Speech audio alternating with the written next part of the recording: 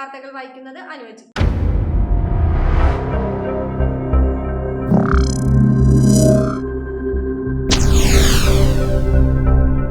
വിമോചന സമരകാലത്ത് അങ്കമാലിയിൽ നടന്ന പ്രമാദമായ വെടിവയ്പിന് 2024 ജൂൺ 13 65 തികയുന്നു. അന്ന് നടന്ന വെടിവയ്പിൽ 7 പേരാണ് കൊല്ലപ്പെട്ടത്. 1959 ജൂൺ 13 രാത്രി 9 അങ്കമാലിയിൽ പോലീസ് വെടിവയ്പ് ഉണ്ടായത്. കാലടിയിലെ മറ്റൂർ കള്ള് ഷാപ്പ് പിക്കറ്റ് ചെയ്തിരുന്ന കുഞ്ഞപ്പൻ എന്ന 17 വയസ്സുകാരനെ അങ്കമാലി പോലീസ് ക്രൂരമായി മർദ്ദിച്ചതാണ് സമരക്കാരുടെ പ്രതിഷേധത്തിന് കാരണമായത്. ലാത്തി ചാർജും തുടർന്ന് 32 ചുറ്റുവെടിയാണ് അന്ന് ഉതിർത്തത്.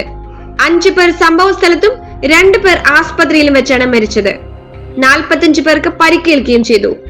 അന്നത്തെ ഓർമ്മകളുടെ നെഞ്ചിടിപ്പുമായി ആ സമരത്തിൽ സജീവമായി പങ്കെടുത്ത കോൺഗ്രസ് നേതാവും അങ്കമാലി മുനിസിപ്പൽ മുൻ ചെയർമാനുമായ അഡ്വക്കേറ്റ് ഗർവാസിസ് അരീക്കൽ ഉൾപ്പെടെയുള്ളവർ ജൂൺ 13 ഇവരെ സ്മരിക്കാൻ കല്ലറയിൽ വന്നെത്തും. 65 വർഷങ്ങൾക്ക് മുൻപ് കേരളം കണ്ട ജനകീയ പ്രക്ഷോഭത്തിൽ പോലീസുകാരുടെ വെടിയുണ്ടയേറ്റ് മരിച്ചു വീണവർ കാലടി മാടശ്ശേരി ദേവസി, കൈപ്പട്ടൂർ കൊച്ചാപ്പള്ളി പാപ്പച്ചൻ, കൊറ്റമത്തു നിന്നുള്ള കോലഞ്ചേരി പൗലോസ്, മുക്കടപ്പള്ളൻ വറീദ്, കോഴിക്കട്ട് പുതുശ്ശേരി പൗലോ, ചെമ്പിശ്ശേരി വറീദ്, കുരിപ്പറമ്പൻ വറീദ് എന്നിവരാണ്. അങ്കമാലി സെന്റ് ജോർജ് ബസിലിക്ക പള്ളിയിൽ അന്നേ ദിവസം ജൂൺ 13 രാവിലെ 7 ബസിലിക്ക വികാരിയുടെ നേതൃത്വത്തിൽ വിശുദ്ധ കുർബാന അർപ്പിക്കും. അതിനുശേഷം വിമോചന സമര രക്തസാക്ഷികളുടെ കല്ലറയിൽ പോയി അനുസ്മരണ പ്രാർത്ഥനയും ഒപ്പീസ് എന്നീ കർമ്മങ്ങൾ നടത്തും.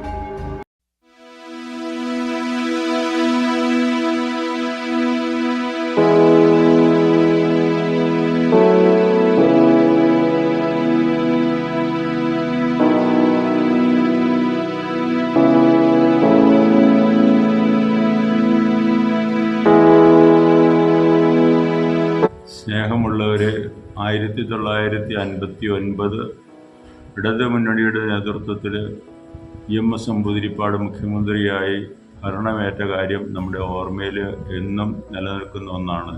അതിൻ്റെ പ്രത്യേക കാരണം മതന്യൂനപക്ഷങ്ങളെ ആക്രമിക്കുന്ന രീതിയിലുള്ള ഭരണഘടനയിൽ വിദ്യാഭ്യാസ നയത്തിനും മറ്റ് പരിഷ്കാര നിയമങ്ങൾക്കും കൊണ്ടുവന്ന മാറ്റങ്ങൾ ഉൾക്കൊള്ളുവാനായിട്ട് ഇവിടുത്തെ ജനത്തിന് സാധിച്ചില്ല എന്നുള്ളത് തന്നെയാണ്.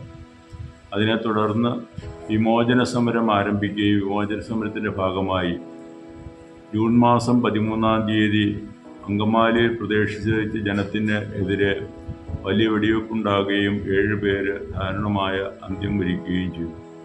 അതിൻ്റെ പശ്ചാത്തലത്തിൽ ആ സംഭവം ആചരിച്ചുകൊണ്ട് എല്ലാ വർഷവും നമ്മൾ വിമോചന രക്തസാക്ഷികൾക്ക് വേണ്ടിയുള്ള ഓർമ്മ ആചരിക്കുകയും അങ്കമാലിയിൽ അവരെ സംസ്കരിച്ചിരിക്കുന്ന ഖബറിടത്തിങ്കൽ വന്ന് പ്രാർത്ഥനയും മറ്റ് ശുശ്രൂഷകളും നടത്തി അവർക്ക് ആത്മശാന്തിക്കും ഒപ്പം സാമൂഹിക വ്യവസ്ഥയ്ക്ക് വേണ്ടി അവർ നിലകൊണ്ടതിൻ്റെ നല്ല അനുസ്മരണവും പുതുക്കിക്കൊണ്ട് പോകാറുണ്ട്. ഈ വർഷവും കേരള പ്രതികരണ വേദിയുടെ ആഭിമുഖ്യത്തിൽ ഈ സംരംഭം നന്നായി നടത്തുവാനായിട്ട് അവർ മുന്നോട്ട് വന്നിരിക്കുന്നതിൽ അവരെ സ്വാഗതം ചെയ്യുന്നു. അന്നത്തെ തിരുക്കർമ്മങ്ങളിലും അന്നത്തെ ശുശ്രൂഷകളിലും അതിനുശേഷമുള്ള ചെറിയ അനുസ്മരണ മീറ്റിങ്ങിലും എല്ലാവരും പങ്കെടുക്കണമെന്ന് താല്പര്യപ്പെടുന്നു. ഇടവകയ്ക്ക് വേണ്ടി ഇടവകയായി.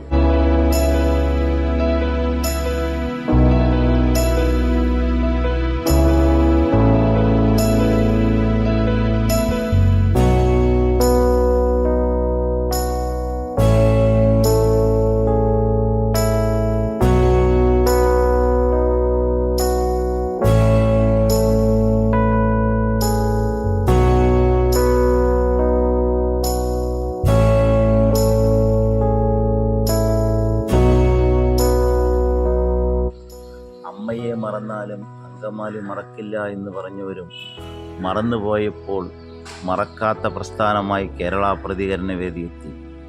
വിമോചന സമര രക്തസാക്ഷികളെ ആദരിക്കുവാനും അവരുടെ കുടുംബാംഗങ്ങളെ ചെറിയ ചെറിയ സഹായം ചെയ്യുവാനും കേരള പ്രതികരണ വേദി വർഷങ്ങളായി ചെയ്തു വരുന്നു. അവർക്ക് പെൻഷൻ ഫണ്ട് കൊടുക്കുന്നതിനും കേരള പ്രതികരണ വേദി മുന്നോട്ട് വന്നിരിക്കുകയാണ്. Pension fund കൊടുത്തുകൊണ്ടിരിക്കുകയാണ്. അങ്കമാലിക്ക് പേരും പെരുമയും ഉണ്ടായത് ഈ കല്ലറയിലൂടെയാണ്. ലോകശ്രദ്ധ ആകർഷിച്ച കല്ലറയാണ് അങ്കമാലി കല്ലറ. അതേപോലെ തന്നെ പ്രാധാന്യമുള്ളതാണ് MC റോഡും NHും ഒന്നിക്കുന്ന അങ്കമാലി. ആ അങ്കമാലി എന്ന് പറയുന്ന കണ്ണാശുപത്രിക്കും അതേപോലെ എല്ലാത്തിനും എവിടെയായാലും അങ്കമാലിക്കാരെന്ന് പറയുമ്പോൾ നമുക്ക് ശ്രദ്ധ കിട്ടുന്നത് ഈ കല്ലറയിലൂടെയാണ്. അതുകൊണ്ട് ലോകശ്രദ്ധ ആകർഷിച്ച കല്ലറയാണ്. ഈ 65-ാം വർഷത്തും കോവിഡ് സമയത്തും ഞങ്ങൾ ഇവിടെ എത്തിയിരുന്നു. ഈ 65-ാം വർഷത്തിലും ഞങ്ങൾ അവർക്ക് ചെയ്യാവുന്ന സഹായങ്ങൾ ചെയ്യാൻ മുന്നോട്ട് വരുന്നു. അങ്കമാലിയിലെ വാണിജ്യ മണ്ഡലങ്ങളിലെ പ്രമുഖർ ഇവർക്ക് വേണ്ടി ഒന്നും ചെയ്യുന്നില്ല. 50-ാം വർഷത്തിൽ സഭ ഞങ്ങൾ കല്ലറ ഗ്രാനൈറ്റ് ചെയ്യുമെന്ന് പറഞ്ഞോണം ഞങ്ങൾ അത് കല്ലറ ഗ്രാനൈറ്റ് ചെയ്യിപ്പിച്ചു. ഇവിടെ ഇരുന്ന കരിയാച്ചി അച്ഛൻ മുതൽ എല്ലാ അച്ഛന്മാരും ഞങ്ങളോട് വളരെ സഹകരണത്തിലായിരുന്നു. ജിമ്മി പൂച്ചക്കാട്ടിലച്ഛൻ്റെ നേതൃത്വത്തിൽ ഒരു ഗ്രോട്ട വളരെ മനോഹരമായിട്ട് ഗ്രോട്ട നിർമ്മിക്കുകയും ചെയ്തു. 1959 ജൂൺ 13 അങ്കമാലി പട്ടണത്തിൽ ഏറ്റവും ഉഗ്ര പോരാട്ടങ്ങൾ അതിനുശേഷം നടന്ന വെടിവെപ്പും ആ വെടിവെപ്പിൽ 7 പേരുടെ ജീവൻ നഷ്ടപ്പെടുന്ന ദാരുണമായ സംഭവവും ഉണ്ടായി. അതിനെ തുടർന്ന് 1957 കേരളത്തിൽ അധികാരമേറ്റ കമ്മ്യൂണിസ്റ്റ് മന്ത്രിസഭയെ അന്നത്തെ ആക്ടിംഗ് ഗവർണറുടെ റിപ്പോർട്ടനുസരിച്ച് രാഷ്ട്രപതി പിരിച്ചുവിടുകയുണ്ടായി. മറ്റൂരിൽ നിന്നും കള്ള് ഷാപ്പിന് മുൻപിൽ ആരംഭിച്ച ഒരു സമരം ഇടത് സർക്കാരിൻ്റെ മദ്യനയത്തിലും വിദ്യാഭ്യാസ നയത്തിലുമെല്ലാം പ്രതിഷേധിച്ചുകൊണ്ട് ജനങ്ങൾ ഒന്നായി മുന്നിട്ടിറങ്ങി ആരംഭിച്ച ചെത്തുതൊഴിലാളി സമരമാണ് പിന്നീട് അങ്കമാലിയിലേക്കും സംസ്ഥാനത്തിൻ്റെ വിവിധ കോണുകളിലേക്കും പടർന്ന് അത് രൂക്ഷമാവുകയും അങ്കമാലിയിൽ 7 പേർ കൊല്ലപ്പെട്ടുവെങ്കിൽ സംസ്ഥാനത്തിൽ ആകമാനം 15ഓളം പേരാണ് ജീവൻ നഷ്ടപ്പെട്ടത്. അത്തരത്തിൽ അന്നത്തെ ഇടതുപക്ഷ സർക്കാരിൻ്റെ തെറ്റായ നയങ്ങൾക്കെതിരെ നടന്ന സമരമാണ് വിമോചന സമരമായി രൂപപ്പെട്ടത്. ആ വിമോചന സമരത്തിൻ്റെ 65-ാം വാർഷികമാണ് ഈ വരുന്ന ജൂൺ 13 നടക്കുന്നത്.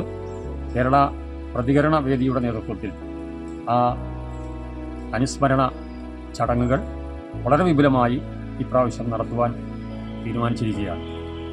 അതുപോലെ തന്നെ ഈ വിമോചന സമരത്തിന് ശേഷം 7 പേരെയും അന്നത്തെ സഭാ നേതൃത്വത്തിൻ്റെ അറിവോടുകൂടി അല്ലെങ്കിൽ അംഗീകാരത്തോടു കൂടിയാണ് ഈ കല്ലറയിൽ സംസ്കരിച്ചത്. അതിനുശേഷം ഇന്ത്യൻ നാഷണൽ കോൺഗ്രസിൻ്റെയും മറ്റും നേതൃത്വത്തിൽ വർഷങ്ങൾ നീണ്ട അനുസ്മരണ പരിപാടികൾ നടന്നു വന്നുവെങ്കിലും കഴിഞ്ഞ 33 വർഷക്കാലമായി കേരള പ്രതികരണ വേദിയാണ് ഈ അനുസ്മരണ ചടങ്ങുകൾക്ക് നേതൃത്വം നൽകുന്നത്. ഈ 65-ാം വാർഷികത്തിലും വളരെ വിപുലമായ പരിപാടികളോടെ ഞങ്ങൾ ആ സമരഭടന്മാരെ അനുസ്മരിക്കുവാൻ തീരുമാനിച്ചിരിക്കുകയാണ്. മറ്റൊരു വാർത്തയുമായി വീണ്ടും കാണാം.